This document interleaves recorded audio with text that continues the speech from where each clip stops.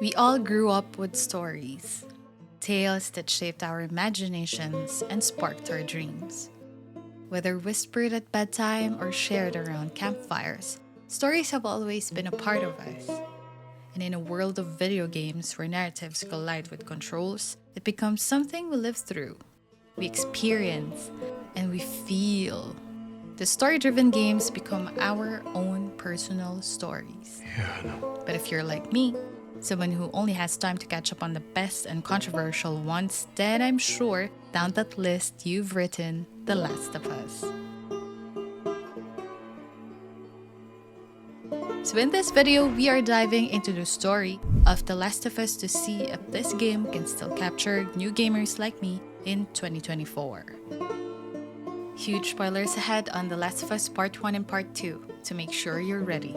That being said, let's get into it.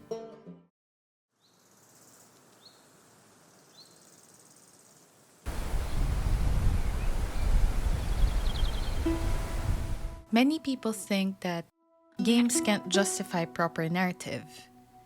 Games are often connected to combats, weapons, violence, and sometimes farming. The success in storytelling are often seen in other forms of media, like movies, series, theater plays, or on social media.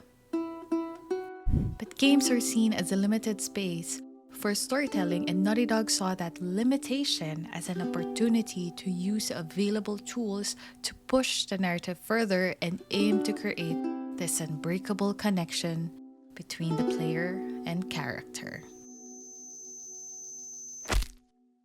And with that formula, they have created this beautifully and well-crafted story-driven game meant to tear our hearts apart, get face-to-face with our moral dilemmas, and learned that in order to fully experience a game, a storytelling should be felt and not seen. How Naughty Dog made sure that for you to understand the essence of the story, you have to be fully immersed with each character through this special connection that can be shared. Not in a big ass screen with surround sound, but by being at home in your comfiest chair, smashing buttons.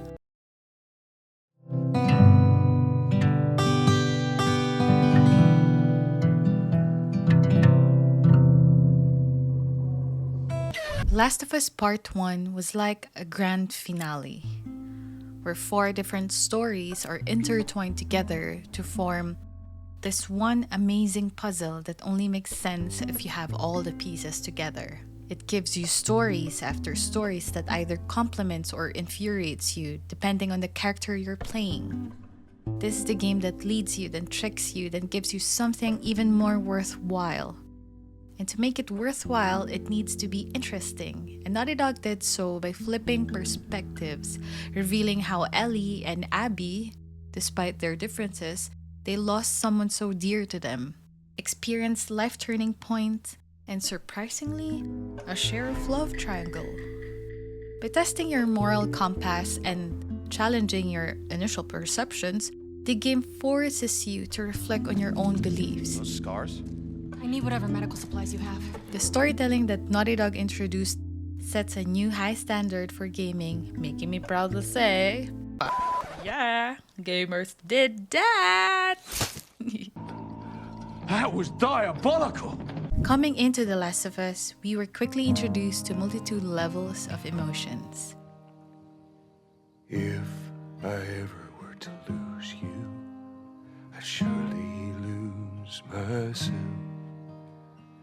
This is done by tastefully closing the gap between player and character through active and direct interactions.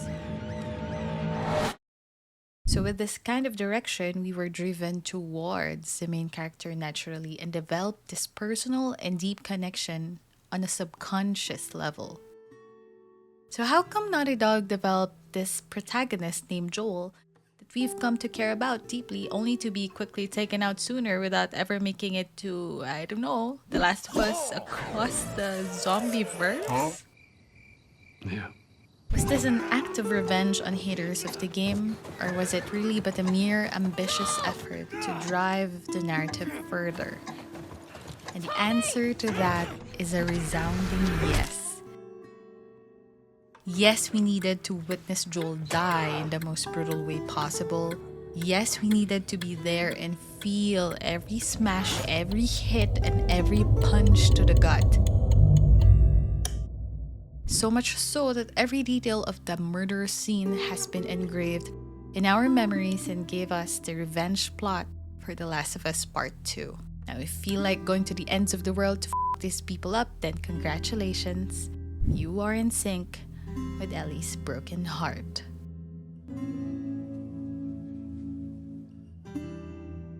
With all the bullshit that happened in Part 1, and now everyone she ever cared for has either died or left her.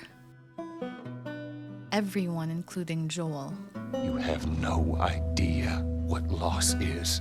Ellie, a girl who once carried a bag full of hope, innocence, and energy, now feels like a distant memory. And nothing is scarier than a main character who's on a pursuit of revenge with nothing to lose. I have to finish it. So on our journey through Seattle Day 1 to 3, we have witnessed the decline on Ellie's mental state. The game respectfully still kept Joel alive by giving us these flashbacks that give us a glimpse into their past and how Joel is still the one that got away. But were the memories with Joel enough to hold back Ellie as her moral compass shifts? And with all this happening, we start to question ourselves. And Ellie, is revenge worth it? And then followed by, how far are you willing to go?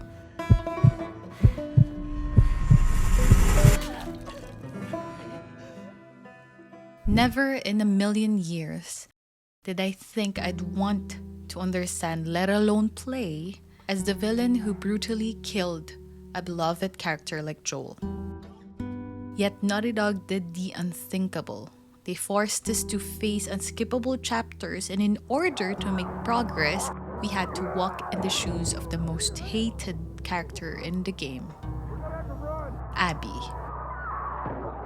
At first, all you feel is resentment, but through the conversations, encounters, and every little moment you experience with her, something strange happens. You start to get all this new information that makes you question everything. Could the villain of the story be actually good?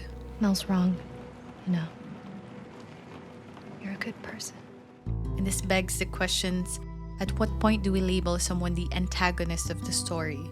Was it the first time you witnessed their fury? Or was it the lengths they traveled just to seek justice?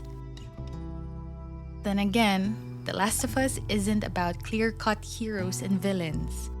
It's a complex web of narratives, intertwining and creating different sets of protagonists and antagonists depending on where you stand. Eventually, you reach a point where you realize, in Abby's story, Ellie is the villain. The Last of Us is more than just a game. It's a masterful attempt to give gamers a deeper reason to play. Something beyond the usual cycle of shooting, reloading, and hiding in the shadows. It's a game that pulls you in, holds a mirror up to your face, and asks, are you ready for this? It delivers a reality check to everyone who picks it up, challenging us to think, feel, and question our choices. But what really sets it apart is how it fully immerses players on a level that goes far beyond watching a story unfold from the big screens. No, in The Last of Us, you're in the story, living it, breathing it. Every decision feels personal, every moment unforgettable. And for new gamers or latecomers like me, it offers a bridge, a way to understand how a video game can be more than just a hobby. It shows how gaming can impact lives, teach life lessons, and create a phenomenal work of art. Naughty Dog didn't just tell a story, they raised the bar for what gaming can achieve. They shattered expectations and set a new standard for storytelling, proving that video games can deliver experiences that rival or even surpass those found in film or television. Their work pushed the entire gaming industry forward, setting a benchmark for what a truly great gaming can be.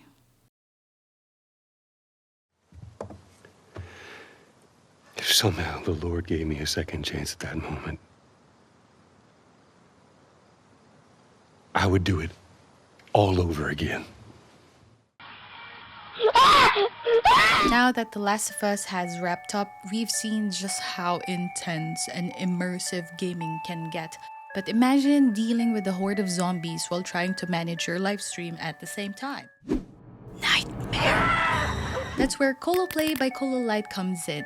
This device lets you handle your live stream studio like a boss, so you can really enjoy playing while streaming. It's got all the customization you need, like wallpapers, app shortcuts, macros, and more, all packed into one sleek gadget, which also comes in black. Ready to level up your streaming setup? Grab ColoPlay now and get 10% off with my code KirbyPinky or click the link in the description. Thank you for watching, and if you want to watch more gaming contents or you just want to hang out here on my channel, that's cool too. Just click here.